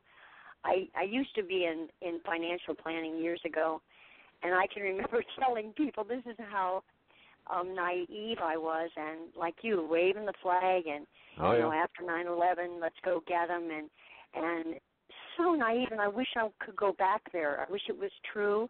Because ever since I've learned otherwise, I can remember when I was in financial planning and people would say, well, this Social Security doesn't make a whole lot of sense. You guys are there were 5.3 children per household, and now you're going to be supported from the X generation of 1.2 children per household. How's this going to work? And I can honestly remember Doug and Joe saying, oh, don't worry, this is America. We'll work it out. Wow. And I mean, what was I thinking? You know, what was I thinking? And all these people with these crazy these pensions where they can retire at 50, and it takes, you know, hundreds of employees under them contributing in order to carry them through the length of life that they end up having.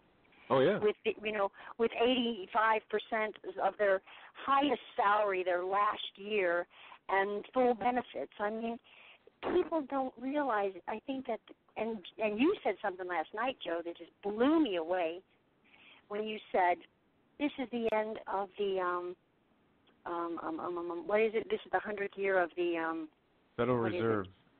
Yes, and I went, bam, that hit me like a ton of bricks, and I went, you're right. This has all just been geared down to this closing end, hasn't it? It seems that way. So. Yeah, yeah. No, I agree 100%. And all the ends that won't tie together neatly, on our way of seeing it, they have it all worked out. They're just going to crash it, you know? You're exactly right. Yeah.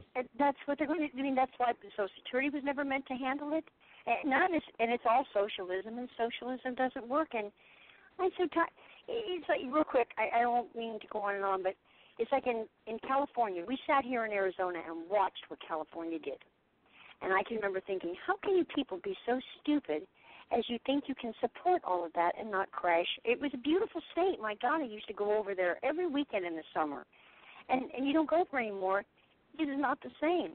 And I remember thinking, now we're doing it in Arizona. And why can't we learn from other people's mistakes? You know? That's how true is that. Well, but you're integrated into one financial system of the, you know, it's we could learn from their mistakes, but I don't think we could extract ourselves from single system that we're in right now without having to crash it first. And you're right. I mean, the Social Security system, it sounds good when it's a pyramid, but turn that pyramid upside down and you know. Yeah, and the only way to get out of the using the any kind of money is to already have, you know, a substantial amount of money right now to get off the grid and to become completely self-reliant. You need to be, you know, you need to have a couple $100,000 to do something like that. Yeah, that's exactly right. I mean, I wish I still had my grandmother's farm. I'd just run there, you know, you know, and invite everybody you could. You know, I honestly have to believe that unless, I don't know what it's going to take, whether you're going to have states that withdraw from the, you know, secede and people form communities, and we certainly can't fight all that off. I don't know the answers, you know, I don't have the answers to any of that. But, and another thing I was going to tell you real quick, Joe, and I'll go so somebody else can call. You said, another thing, you really are getting to be quite the thinker. You said the business about the central banks in the 7 countries, and I went, whoa, there's another loose end then tied together. That's brilliant. That it really just, it tied up so many loose ends for me when you did that. I sat up till like 2 a.m. Following through on the internet to follow to see if it was right, and you were right. Yeah, you know, and Joe earlier in the day, Joe said, "Hey, look, you know," and his bloodshot eyes, and he's drooling, and he's got like oatmeal on his chin, okay. And he said, "Look what I found. I you know, I doing all this research, and here's, you know," and I looked, I thought, wow, it's true, you know. Yeah, and when you start connecting the dots at that level, now things start to make sense. Yeah. See, I used to think that he was doing this, that this administration was doing this, because those countries that were already that had some type of treaty or agreement with Israel. That was what I thought the connection was, that he was going in and replacing those that were against Israel. Okay? I mean, to make them against Israel, to turn them to the Muslim Brotherhood. That was what I thought was going on. I never put together the business about the banks. Well, and I think it's all about the money. I think you're right. But it's both right, because, and I'll say this, and then we'll cut you loose, but in December of 2008, if you look on HomelandSecurityUS.com, pull up the archives from December 2008, I said, look, Obama is going to not only abandon Israel, according to the source I had, but turn against them. And people, I believe that. I got the worst hate. I mean, emails from Tea Party people saying you're an idiot. I mean, he's going to turn his back on them square, and that's when God's going to hit us. Oh, yeah, well, that's what I believe. Yeah, well, we're in the judgment period, but Debbie, it's great to talk to you. God bless you, and thanks for you. God bless you guys. Thank you for all that you do. I really do truly appreciate it. I try to, we're on such a time difference that it's like, okay, I got to go eat dinner, or okay, I got to feed the horses, but I always listen to you on archives if I miss anything. I got an idea. Because of the time difference, why don't we do this? I got a way to solve our money problems. Why don't you tell me, because you're a couple of hours earlier than we are, or maybe I should tell you what our lottery numbers are, and then you can bet on them. If only it were that easy. Never mind. I guess that's a bad idea. And can I have a part of? No, I'm sure somebody's got that figured out, don't you? Yeah, well. They've already got our number. I'm pretty sure they've already tried it. Well, God bless you, Debbie. Thanks for your God bless you guys, and thanks a million. Thank you. Take care. You too. Talk to you soon. All right. Bye-bye. This is great calls, Joe. I just love our audience. I think, absolutely. We'll go. I got two important stories I want to cover. Just a few minutes on each of them, then we'll go right back to the calls because we still have a full phone bank. Wired magazine: tiny 2-foot missile could be months away from drone war. The drone war could be shrinking faster than anyone expected. Raytheon's teeny tiny drone missile might be ready to arm a small drone within months, the defense giant says.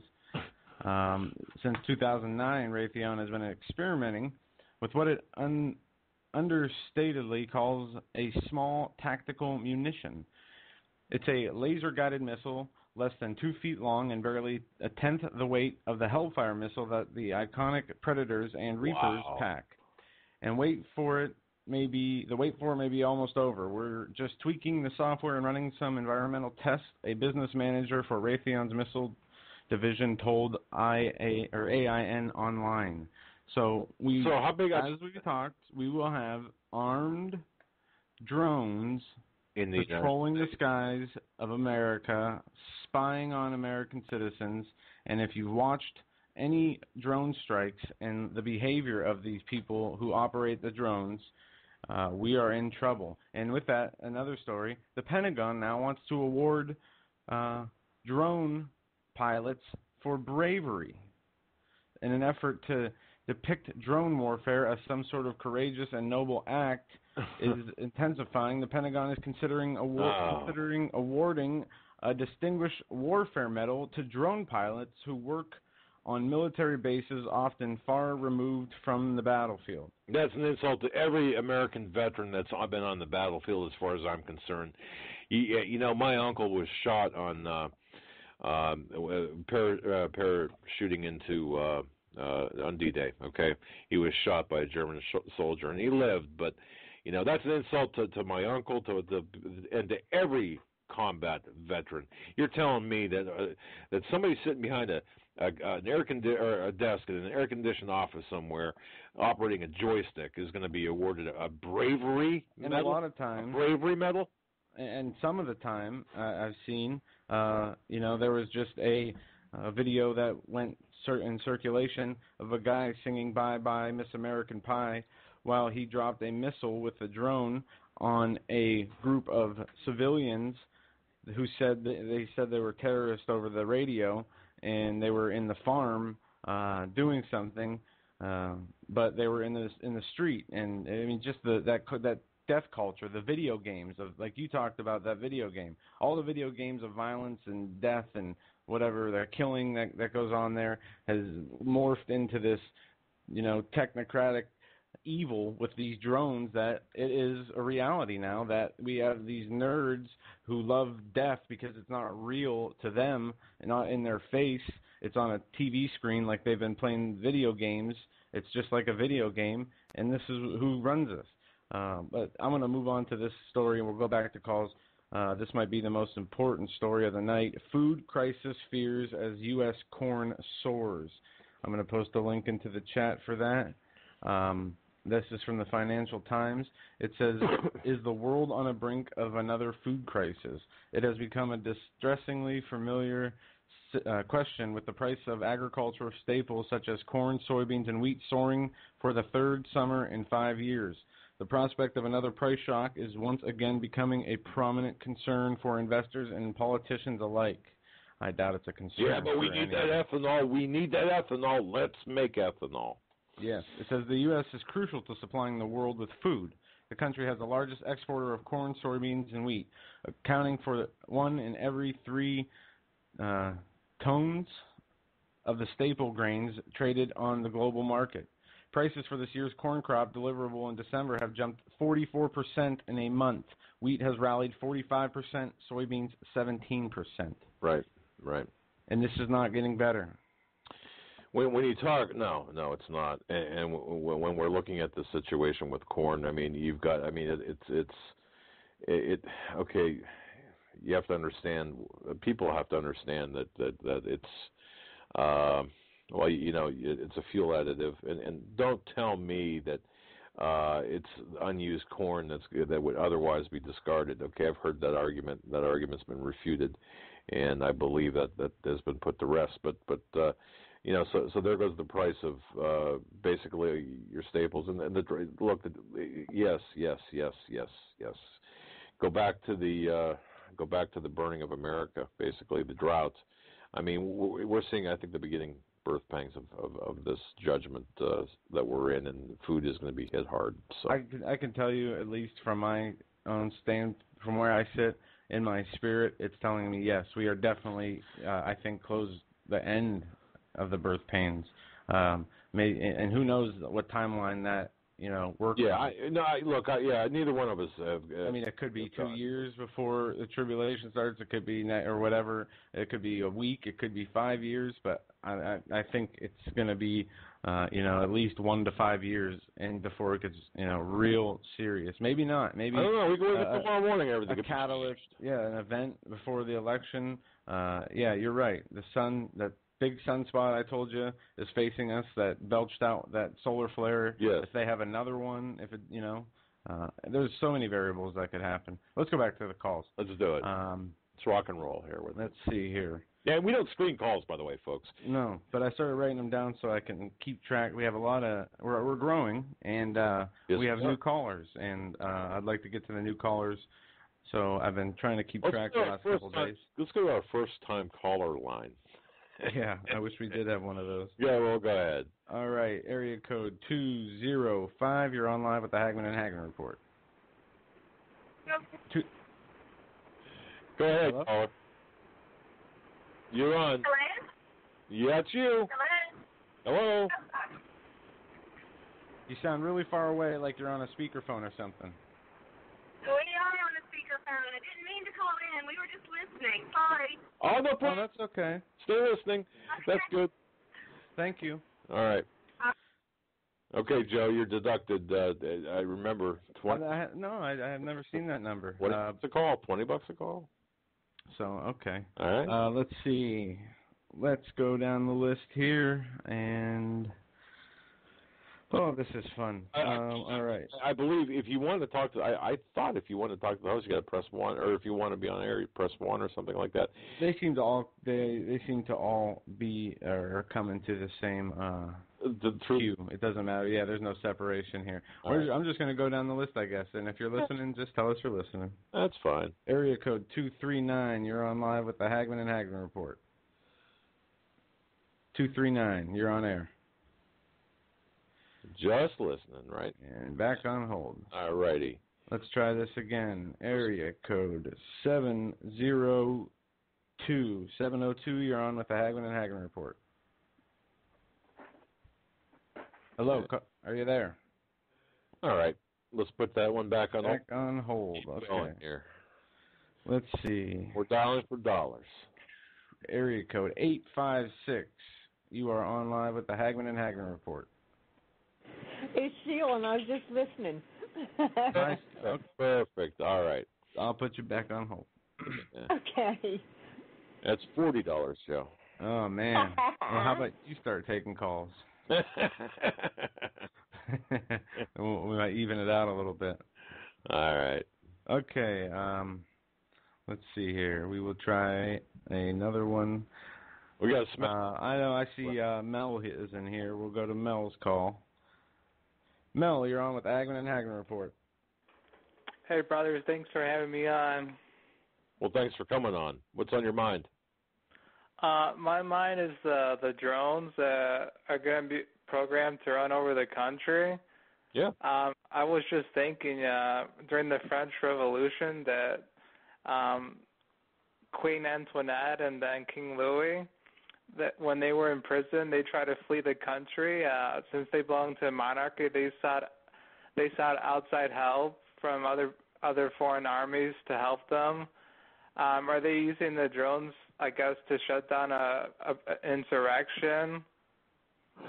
Well, now, you know what, Mel, you bring up a good point, okay? The drones, the information I have from my source, the drones are not being used outside of surveillance purposes for the southern border, or for border issues. Now, so that begs the question, well, where are the armed drones, or where would they be used? Well, wouldn't it be, if all of our information is correct, and Joe, jump in here too. If all of our information is correct, what's to say that we couldn't have a cyber takeover of our drones, or even a physical takeover of the centers where the drones are being controlled from, if we have the people already here? I mean, why not? To turn them on us. Yeah. I mean, I don't know, but I do know this: it doesn't feel right, it doesn't look right, it doesn't smell right, it's not good. And if in this country, we everyone we have to look at this as not only an intrusion on our Fourth Amendment rights, but also a threat to our safety. And when my family, when my home, and when my dog gets threatened by these goons, okay, it's enough. It's enough. I'm ready. I'm ready.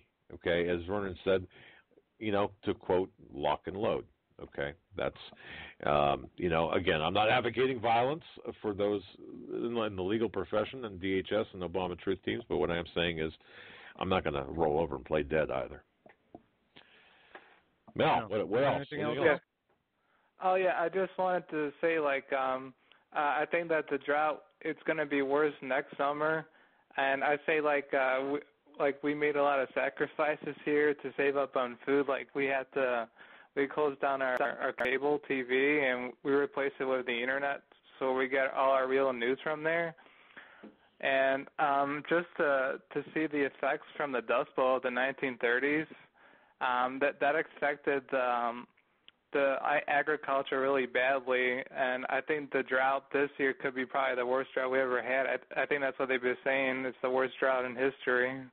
Yeah. And folks, bone up on your history and read about the Dust Bowl of the 30s and read about that, and think about how it would now with the fragile economy that we've got. And thanks, Mel, by the way, for your call.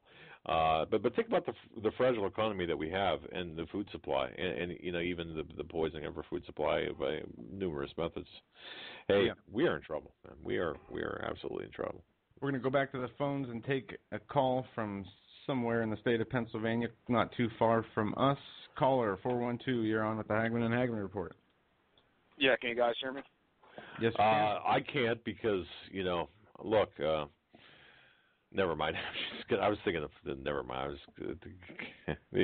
Folks, I'm not going to tell you who this guy is, but he's known to us, and he's a good friend of us. How you doing, sir? Good. That rifle that DHS is purchasing, the thing that makes it so lethal is that it doesn't just use the standard 5.56 millimeter standard NATO round. It also has an upper receiver. An AR-15 type or M16 type rifle has an upper and lower receiver. This is switchable to a 7.62 by 5.1, which most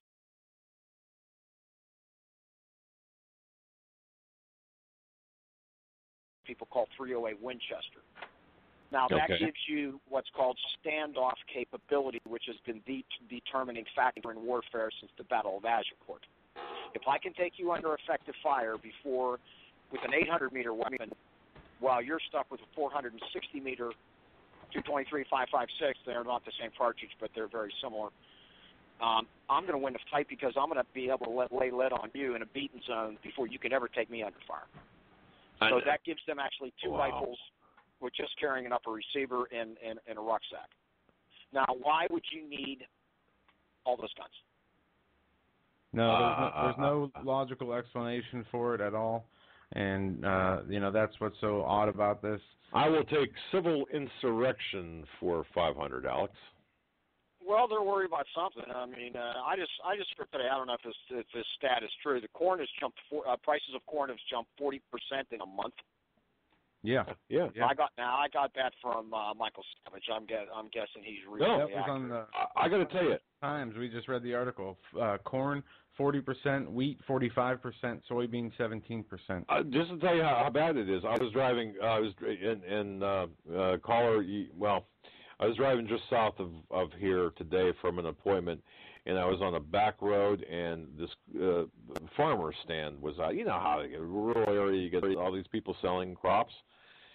Yeah. The corn, I had a $5 bill in my pocket. Okay, that's you got 6 years of corn. No, I couldn't buy 6 years of corn. Holy crap! For $5. Wow. Okay. Yeah, my wife ran into the same trouble at the farmers market not far from here. That the corn is just ridiculously expensive.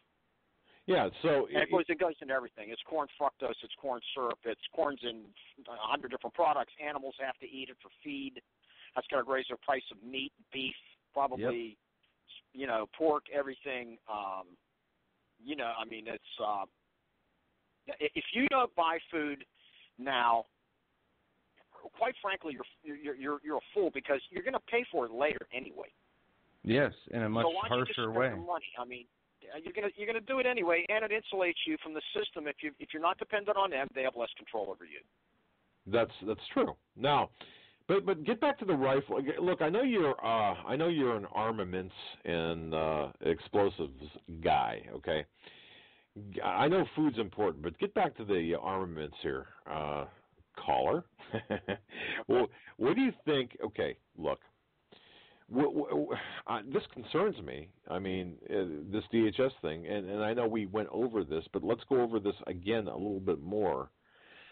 Okay, we've talked, you and I, I and Joe, everyone. We've talked about this. What do you see? What do you see going on here with DHS, with this country, with a somebody's paranoid about something, or you don't purchase that you don't go out with a broke government and buy that many firearms. I mean, that's with a very specific application of being able to have more standoff capabilities. 7.62 is the standard NATO round in the M240 machine gun, the M14 rifle, the M40 sniper rifle. You're adding standoff capability, the ability to take the enemy under fire long before he can take you. The reason they went to the 5.56 originally was rounds of ammo, which was a basic load in 1957. When they bought the M16, the idea was I have heard of men carrying 600 rounds of ammo. The problem is the round is 600 rounds. Wow. I don't know if we lost you. You were cutting out there a little bit. I don't know. Caller, you got to stand still or adjust the foil on your rabbit ears. Are you with us, caller? Yeah. I don't know if we lost him. I think that might be on his end. Let me see. He dropped. Yeah. Must have dropped the call. If you want, give us a call back. We only got about 7 minutes left of the show. But Predator stuff, I was the one to ask him about too, because the Predator, the outfitting of the small rounds on the Predator. I mean, I know what they're going for, but I know physically what they're doing, but I don't know tactically what they're doing. I mean, how would that be an advantage tactically? I don't know, but I just came across an important article about the law of the sea treaty, and I am writing an article about this today. Von der Boeg, I'm not sure if you're familiar with that name. Are you? Not the way you Von der Boeg? Mm. Okay, well, it says Von der Boeg warns of civil war if UN small arms treaty is enforced. The continually developing story of the two UN treaties that President Obama intends to and continues to provoked controversy around the country early today. 2 treaties, Law of the Sea and the Small Arms Treaty, have created a firestorm of protest among citizens who see both as a threat to American freedom and U.S. sovereignty. The controversy today continues as one nationally known blogger and investigative reporter stated that if the Small Arms Treaty is signed by Obama and approved by the Senate, the first time that the government attempts to enforce it will lead directly to civil war. Well, gee, where did we hear that before? Again, okay, and when I wrote that article, and think about this. Just insider information. They're poking us. They're poking us. This is the reaction that they want because this is what they're preparing for. Maybe they're not going to start the Civil War by going on the street and shooting people. The act of confiscating guns will trigger the American people to fight, which will trigger the Civil War. Ain't no one going to be taking anyone's gun. I mean, no. If it is, if they do, it will be wait, don't send me emails. Horrific. That's what I meant to most say. Deadliest war ever, and we do not want to see that happen. There's nobody. I look. The minute the minute gun confiscation starts, because I don't see another Katrina taking place. Another. You'll have your. Look, people turn in guns all the time, okay, voluntarily. But I don't think the core element of this country is now willing to say, yeah, okay, here's my gun. It's not going to happen. No. I mean, it's not going to happen without bloodshed. That maybe I should say that. No one is going to take our Second Amendment right. Our Second Amendment right is the only thing that's holding together all the other amendments, the freedom of speech and the freedom of lawful assembly. Everything else is held together by the Second Amendment. And if we have a global treaty that wipes out our Second Amendment rights, it's not going to be pretty. Not at all. No. And there will be blood on the streets. And that's a prediction, not, for the people, again, in the legal department, that's a prediction. That's not an advocation of violence. But I wouldn't have to advocate violence because it would happen anyway, Seriously. Yeah. And look how gun control works in cities that have it implemented, Chicago, New York. Yeah, it works well, doesn't it? Yeah, highest murder rates in the U.S. Let's pile up the bodies because it works well. Yeah. It's just disgusting. Our country's in the toilet. And what even is more sickening about it is that more than half of the population of the country could care less. And then even 20 to 25% of the population, of the other population, is working towards the destruction of our country. And I believe, and I really honestly believe, I sincerely believe that when the masses become awake, and when I say masses, I mean anyone who's got the whatever patriotic spirit. When I say patriotic, meaning the freedom-loving spirit, the spirit that was America, is still in them. The oak trees in the rope, are gonna host the politicians behind the treason of this country, the sellout of this country. It's not going to end well. It's not going to end well. And I want to say, ladies and gentlemen, I want to thank you guys so much. As we stated earlier, our show continues to grow, and I love having the new callers. And it's great. And I want to thank you so much for your support through prayers, your support through if you make a financial donation, if you tell somebody about the show. We really appreciate it. We cannot thank you enough. We're setting our goals financially. We're setting our goals so we can both upgrade, expand. Yeah. And every penny that we do receive does go to expansion and debt servicing. Or when I say debt, I mean to stay on air and to grow. That's what happens. Yeah, and you're going to see change. We are going to do YouTube videos like the pastor does on a regular basis. Yes. We are going to increase our writing and reporting on certain issues, and we'll continue to do what we're doing here. Right on, man. And look, I want to wish everyone a very great weekend and very safe weekend. And, I guess the only thing I can say is really look inside of yourselves, tap your spirit, tap the Spirit, put the armor of God on, and, just repent, pray, and let's all help each other out a little bit. What do you think, Joe? Absolutely. Repent, help others, and spread the word of salvation. And God bless all of you. You have a great weekend. We will see you next week. Don't forget, Tuesday night, 17th, we'll be with Pastor Paul Begley. Have a good night. Have a good weekend, everyone. And this is Hagman and Hagman Show. Another week in the tank.